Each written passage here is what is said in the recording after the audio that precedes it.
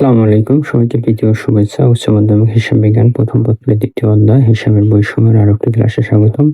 আজকের ক্লাসে আমরা আলোচনা করব নগদ প্রাপ্তি জাবেদা কি এবং কিভাবে তৈরি করব।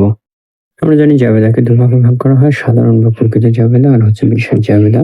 বিশেষ জাবেদা আবার কয়েক প্রকার: ক্রয় জাবেদা, ক্রয় ফেরত জাবেদা, বিক্রয় জাবেদা এবং বিক্রয় ফেরত জাবেদা, নগদ প্রাপ্তি জাবেদা এবং নগদ প্রদান জাবেদা।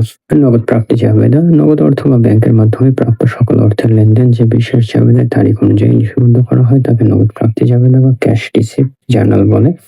কোন কোন লেনদেন নগদ প্রাপ্তি জাবেদা লিপিবদ্ধ হয়? নগদে পণ্য বিক্রয়, প্রাপ্য হিসাবের নিকট হতে বকেয়া আদায়, ঋণের গ্রহণের অর্থ, সুদ, কমিশন বা ভাড়া প্রাপ্তি, মূলধন বিনিয়োগের মাধ্যমে নগদ প্রাপ্তি এবং অন্যান্য সকল নগদ বা ব্যাংকের অর্থ প্রাপ্তির লেনদেন সমূহ। নগদ প্রাপ্তি জাবেদা তৈরির নিয়ম: প্রতিষ্ঠানের নগদ প্রাপ্তির উৎস সমূহ, অর্থাৎ একটা প্রতিষ্ঠানে কোন কোন খাত থেকে নগদ টাকা পাওয়া যায় বা নগদ টাকা প্রতিষ্ঠানে আসে। ১ নম্বরে নগদে পণ্য বিক্রয় বা সেবামূলক প্রতিষ্ঠানের ক্ষেত্রে নগদে সেবা আয়, তো সেক্ষেত্রে জাবেদা হয় নগদান হিসাব ডেবিট এবং বিক্রয় বা সেবা আয় ক্রেডিট। ২ নম্বর প্রাপ্য হিসাবের নিকট থেকে বকেয়া আদায়। প্রাপ্য হিসাবের নিকট থেকে আদায় করতে গিয়ে অনেক সময় আমাদের বার্তা দিতে হয়, যেটি হচ্ছে প্রদত্ত বার্তা। সেক্ষেত্রে জাবেদা হচ্ছে নগদান হিসাব ডেবিট, প্রদত্ত বার্তা বা বিক্রয় বার্তা ডেবিট আর প্রাপ্য হিসাব ক্রেডিট। ৩ নম্বরে ঋণ গ্রহণের অর্থ, তাহলে সেক্ষেত্রে জাবেদা হচ্ছে নগদান হিসাব ডেবিট এবং ঋণ হিসাব ক্রেডিট। ৪ সুদ, কমিশন বা ভাড়া প্রাপ্তি, তাহলে নগদান হিসাব ডেবিট, সুদ, কমিশন বা ভাড়া হিসাব ক্রেডিট। মূলধন বিনিয়োগের মাধ্যমে যদি নগদ প্রাপ্তি হয় তাহলে সেক্ষেত্রে জাবেদা হচ্ছে নগদান হিসাব ডেবিট, মূলধন হিসাব ক্রেডিট। ৬ নম্বর অন্যান্য সকল নগদ বা ব্যাংকের অর্থ প্রাপ্তির লেনদেন যদি হয় সেক্ষেত্রে নগদান হিসাব ডেবিট এবং অন্যান্য হিসাব ক্রেডিট। ৩, ৪, ৫ ও ৬ নং লেনদেনগুলোর জন্য আমরা নগদ প্রাপ্তি জাবেদার ক্ষেত্রে জাবেদা করব নগদান হিসাব ডেবিট এবং অন্যান্য হিসাব ক্রেডিট। এখন নগদ প্রাপ্তি জাবেদার জাবেদাগুলো যদি আমরা বিশ্লেষণ করি তাহলে আমরা ডেবিট হিসাব পাবো ২টি, নগদান হিসাব আর হচ্ছে বিক্রয় বার্তা বা প্রদত্ত বার্তা হিসাব, আর ক্রেডিটে পাবো আমরা ৩টি, বিক্রয় হিসাব, প্রাপ্য হিসাব এবং অন্যান্য হিসাব। তাহলে নগদ প্রাপ্তি জাবেদার ছকটি হবে: ডেবিট দিকে ২টি ঘর নগদ ও প্রদত্ত বার্তা এবং ক্রেডিটে ৩টি ঘর প্রাপ্য হিসাব, বিক্রয় এবং অন্যান্য। যেহেতু এটি জাবেদা তাই এখানে একটি রেফারেন্স বা খতিয়ান পৃষ্ঠার ঘর থাকবে, তার বাঁদিকের ঘরটির নাম হবে ক্রেডিট হিসাব খাত এবং তার বাঁদিকে যে ঘরটি থাকবে সেটি হবে তারিখ। বিষয়গুলো একটি উদাহরণের সাহায্যে ব্যাখ্যা করব। কালান্তে মজুদ পদ্ধতি অবলম্বনে নিম্নোক্ত লেনদেন সমূহের সাহায্যে জাবি ট্রেডার্সের জন্য ৫ ঘর বিশিষ্ট নগদ প্রাপ্তি জাবেদা তৈরি করো। ২০২৬ জুন ১ নগদে বিক্রয় ৭০০ টাকা, তাহলে জাবেদা হবে নগদান হিসাব ডেবিট এবং বিক্রয় হিসাব ক্রেডিট। যেহেতু বিক্রয় হিসাব ক্রেডিট আছে তাহলে ক্রেডিট হিসাব খাতের জায়গায় বলবে বিক্রয় হিসাব এবং নগদান হিসাব ডেবিট টাকায় নগদের ঘরে হবে ৭০০ টাকা এবং বিক্রয় হিসাব ক্রেডিট হয় বিক্রয়ের ঘরে বলবে ৭০০ টাকা। এরপর হচ্ছে জুন ৫ মিস্টার আলমের নিকট পাওনা ৮৫০ টাকার পূর্ণ নিষ্পত্তিতে ৮০০ টাকা পাওয়া গেল। এর জাবেদা হচ্ছে নগদান হিসাব ডেবিট ৮০০ টাকা, প্রদত্ত বার্তা হিসাব ডেবিট ৫০ টাকা এবং প্রাপ্য হিসাব মিস্টার আলম ক্রেডিট হচ্ছে ৮৫০ টাকা। যেহেতু প্রাপ্য হিসাব মিস্টার আলম ক্রেডিট আছে তাহলে ক্রেডিট হিসাব খাতের জায়গায় পড়বে মিস্টার আলম এবং নগদের ঘরে পড়বে ৮০০ টাকা, প্রদত্ত বার্তার ঘরে ৫০ টাকা এবং প্রাপ্য হিসাবের ঘরে হচ্ছে ৮৫০ টাকা। জুন ১৫ মালিক কর্তৃক অতিরিক্ত মূলধন বাবদ নগদ প্রদান ৫০০ টাকা। জাবেদা হচ্ছে নগদান হিসাব ডেবিট এবং অতিরিক্ত মূলধন হিসাব ক্রেডিট। অতিরিক্ত মূলধন হিসাব ক্রেডিট এখানে, তাই ক্রেডিট হিসাব খাতের জায়গায় বসবে অতিরিক্ত মূলধন, টাকা বসবে নগদের ঘরে ৫০০ টাকা এবং অতিরিক্ত মূলধন যাবে অন্যান্যের ঘরে ৫০০ টাকা। এরপর হচ্ছে জুন ৩০ কমিশন প্রাপ্তি ২৫০ টাকা, জাবেদা হবে নগদান হিসাব ডেবিট আর প্রাপ্ত কমিশন ক্রেডিট। প্রাপ্ত কমিশন এখানে ক্রেডিট আছে তাই ক্রেডিট হিসাব খাতের জায়গায় বসবে প্রাপ্ত কমিশন, টাকা বসবে নগদের ঘরে ২৫০ টাকা এবং কমিশনের জন্য যাবে অন্যান্য ঘরে ২৫০ টাকা। এবার আমরা নগদ কলামটি যোগ করব, তাহলে হচ্ছে যোগ করলে ২২৫০ টাকা এবং প্রদত্ত বার্তার যোগফল হচ্ছে ৫০ টাকা এবং মোট ডেবিটের যোগফল হচ্ছে ২৩০০ টাকা। ঠিক একইভাবে ক্রেডিটে প্রাপ্য হিসাবের যোগফল হচ্ছে ৮৫০ টাকা এবং বিক্রয় হিসাব হচ্ছে ৭০০ টাকা। অন্যান্য কলামের যোগফল ৭৫০ টাকা। মোট ক্রেডিটের যোগফল হচ্ছে ২৩০০ টাকা, অর্থাৎ ডেবিট এবং ক্রেডিটের কলামের যোগফল সমান হবে। এবার আমরা অনুশীলনের জন্য বরিশাল বোর্ড ২০১৫ সালের একটি সৃজনশীল অঙ্ক নিয়েছি। ২০১৪ সালের এপ্রিল মাসে মেসার্স সোনালী এন্টারপ্রাইজের ব্যবসায় সংগঠিত লেনদেনগুলো নিম্নরূপ: এপ্রিল ১ মালিক ৫০,০০০ টাকা ব্যবসায় অতিরিক্ত বিনিয়োগ করেন। ৫ নগদে পণ্য ক্রয় ১০,০০০ টাকা। ৬ নগদে বিক্রয় ২০,০০০ টাকা। ১২ তারিখ বিজ্ঞাপন খরচ প্রদান ৫,০০০ টাকা। ১৬ তারিখ সিমলার নিকট পাওনা ১৫,০০০ টাকার পূর্ণ নিষ্পত্তি সাপেক্ষে ১৪,৭৫০ টাকা নগদে পাওয়া গেল। ১৮ তারিখ ইমনের নিকট দেনা ১২,৫০০ টাকার পূর্ণ নিষ্পত্তি সাপেক্ষে ১২,৪০০ টাকা নগদে প্রদত্ত হলো।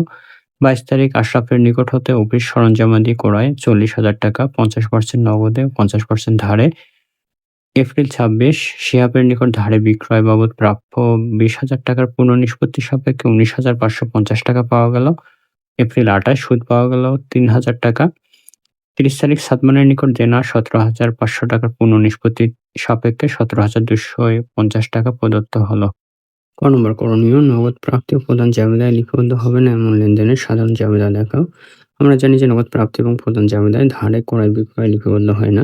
এপ্রিলের 22 তারিখ একটি লেনদেন দেওয়া আছে আশরাফের নিকট হতে অফিস সরঞ্জামাদি ক্রয় 40,000 টাকা, যার 50% নগদে এবং 50% ধারে। এই ধারে ক্রয়টি মূলত নগদ প্রদান জাবেদায় লিপিবদ্ধ হবে না, এটি জাবেদা হবে অফিস সরঞ্জামাদি হিসাব ডেবিট এবং প্রদেয় হিসাব ক্রেডিট। টাকার পরিমাণ হবে 40,000 টাকার 50% সমান হচ্ছে 20,000 টাকা। খ নম্বর করণীয়, উপরোক্ত লেনদেনগুলো দ্বারা একটি নগদ প্রাপ্তি জাবেদা প্রস্তুত করো। এপ্রিল 1 তারিখ মালিক 50,000 টাকা ব্যবসা অতিরিক্ত বিনিয়োগ করেন। এটি জাবেদা হচ্ছে নগদান হিসাব ডেবিট এবং মূলধন হিসাব ক্রেডিট, অতিরিক্ত মূলধন হিসাব ক্রেডিট। যেখানে অতিরিক্ত মূলধন হিসাব ক্রেডিট আছে তাহলে আমাদের ক্রেডিট হিসাব খাতের জায়গায় বসবে অতিরিক্ত মূলধন, এবং নগদান হিসাব ডেবিট আছে, নগদের ঘরে পড়বে 50,000 টাকা, এবং অতিরিক্ত মূলধনের জন্য অন্য কোনো ঘর না থাকায় তাই এটি অন্যান্য ঘরে যাবে 50,000 টাকা। এরপর হচ্ছে এপ্রিল 5 তারিখ নগদে পণ্য ক্রয় 10,000 টাকা। এই জাবেদা হচ্ছে ক্রয় হিসাব ডেবিট এবং নগদান হিসাব ক্রেডিট। এখানে নগদান হিসাব ক্রেডিট আছে, তার মানে এটি নগদ প্রদান জাবেদা যাবে, নগদ প্রাপ্তি জাবেদা এই লেনদেনটি আসবে না। এপ্রিল 6 তারিখ নগদ বিক্রয় 20,000 টাকা, এর জাবেদা হচ্ছে নগদান হিসাব ডেবিট এবং বিক্রয় হিসাব ক্রেডিট। এখানে বিক্রয় হিসাব ক্রেডিট আছে, তাহলে ক্রেডিট হিসাব খাতের জায়গায় বসবে বিক্রয় হিসাব, এবং নগদান হিসাব ডেবিট আছে, নগদের ঘরে বসবে 20,000 টাকা, এবং বিক্রয় হিসাব ক্রেডিট আছে, ক্রেডিটে বিক্রয়ের ঘরে বসবে 20,000 টাকা। এপ্রিল 12 তারিখ বিজ্ঞাপন খরচ প্রদান 5,000 টাকা, এর জাবেদা হচ্ছে বিজ্ঞাপন খরচ হিসাব ডেবিট, নগদান হিসাব ক্রেডিট। যেহেতু নগদান হিসাব ক্রেডিট অর্থাৎ আমাদের নগদ টাকা চলে গেছে, এটি নগদ প্রদান জাবেদায় লিপিবদ্ধ হবে, নগদ প্রাপ্তি জাবেদায় লিপিবদ্ধ হবে না।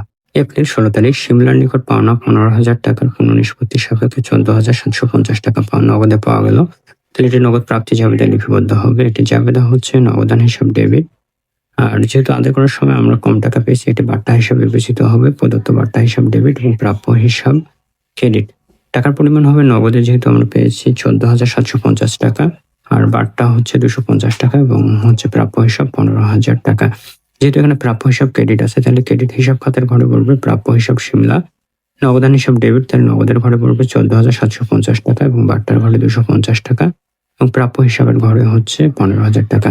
এপ্রিল 18 ইমনের নিকট দেনা 12,500 টাকার পুনঃনিষ্পত্তি সাপেক্ষে 12,400 টাকা নগদে প্রদত্ত হলো। যেহেতু নগদ টাকা প্রদান করেছে, এটি নগদ প্রদান জাবেদা যাবে, নগদ প্রাপ্তি জাবেদা আসবেন। এপ্রিল 22 আশরাফের নিকট হতে অফিস সরঞ্জামাদি করে 40,000 টাকা, যার 50% নগদে এবং 50% ধারে। নগদে ক্রয়ের কারণে নগদ টাকা চলে গেছে, তাই এটি নগদ প্রদান জাবেদা যাবে, নগদ প্রাপ্তি জাবেদা আসবে না। আর বাকিতে লেনদেন নগদ প্রাপ্তি বা প্রদান জাবেদা লিপিবদ্ধ হয় না। এপ্রিল 26 শিহাবের নিকট ধারে বিক্রয় বাবদ প্রাপ্য 20,000 টাকার পুনঃনিষ্পত্তি সাপেক্ষে 19,550 টাকা পাওয়া গেল। জাবেদা হচ্ছে নগদান হিসাব ডেবিট, আর প্রদত্ত বাট্টা হিসাব ডেবিট, প্রাপ্য হিসাব শিহাব ক্রেডিট। টাকা হবে নগদান হিসাব বরাবর হচ্ছে 19,550 টাকা, প্রদত্ত বাট্টা হচ্ছে 450 টাকা, এবং প্রাপ্য হিসাব হচ্ছে 20,000 টাকা ক্রেডিট। যেহেতু এখানে প্রাপ্য হিসাব ক্রেডিট আছে, তাহলে ক্রেডিট হিসাব ঘরে হবে প্রাপ্য হিসাব শিহাব। টাকা পড়বে নগদের ঘরে 19,550 টাকা, বাট্টার ঘরে 550 টাকা, এবং প্রাপ্য হিসাবের ঘরে হচ্ছে 20,000 টাকা। এরপর হচ্ছে এপ্রিল 28 সুদ পাওয়া গেল 3,000 টাকা। এটা জাবেদা হচ্ছে নগদান হিসাব ডেবিট আর প্রাপ্ত সুদ হিসাব ক্রেডিট। যেহেতু প্রাপ্ত সুদ হিসাব ক্রেডিট আছে, তাই ক্রেডিটকৃত হিসাবের ঘরে প্রাপ্ত সুদ হিসাব বসবে, এবং টাকা বসবে নগদানের ঘরে 3,000, এবং যেহেতু প্রাপ্ত সুদ হিসাবের জন্য কোনো ঘর নেই, তাই অন্যান্য ঘরে যাবে 3,000। এপ্রিল 30 সাদমানের নিকট দেনা 17,500 টাকার পুনঃনিষ্পত্তি সাপেক্ষে 17,250 টাকা প্রদত্ত হলো, অর্থাৎ নগদ টাকা চলে গেছে, তাই এটি প্রাপ্তি জাবেদায় লিপিবদ্ধ হবে না, নগদ প্রদান জাবেদায় লিপিবদ্ধ হবে। এবার আমরা ডেবিট এবং ক্রেডিট দিকের কলামগুলোর জের নির্ণয় করব। নগদের ঘরের জের হবে 1,07,300 টাকা, এবং প্রদত্ত বাট্টা হচ্ছে 700 টাকা। প্রাপ্য হিসাবের জের 15,000 ও 20,000 35,000, এবং বিক্রয় হিসাব 20,000, এবং অন্যান্য হচ্ছে 50,000 আর 3,000 53,000। এখন ডেবিট দিকের মোট যোগফল হবে 1,08,000, এবং ক্রেডিট দিকের মোট যোগফল হবে 1,08,000। ডেবিট এবং ক্রেডিট দিকের যোগফল সমান হবে। একটা নির্দিষ্ট সময় শেষে কোনো প্রতিষ্ঠানে যে পরিমাণ পণ্য অবিক্রিত অবস্থায় থাকে তাকে মজুদ পণ্য বলে। মজুদ পণ্যের হিসাব রক্ষণ পদ্ধতি হচ্ছে দুইটি।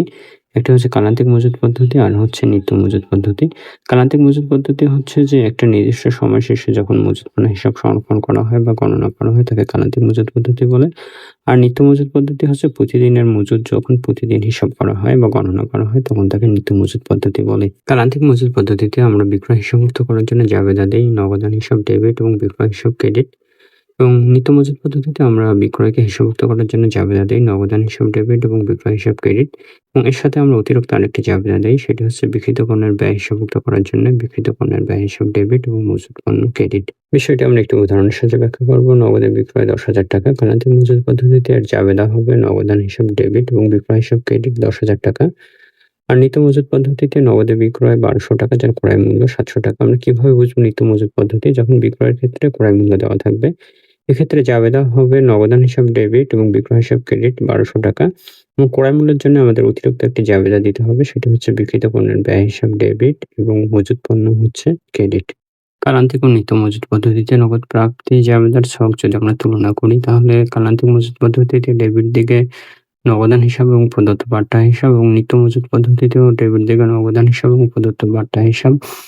কালান্তিক মজুত পদ্ধতিতে ক্রেডিট দিকে হচ্ছে প্রাপ্য হিসাব, বিক্রয় হিসাব এবং অন্যান্য হিসাব। এবং নিত্য মজুত পদ্ধতিতেও ক্রেডিট দিকে প্রাপ্য হিসাব, বিক্রয় হিসাব এবং অন্যান্য হিসাব। শুধু নিত্য মজুত পদ্ধতিতে একটি অতিরিক্ত ঘর যোগ হবে, বিক্রিত পণ্যের ব্যয় হিসাব ডেবিট এবং মজুত পণ্য ক্রেডিট।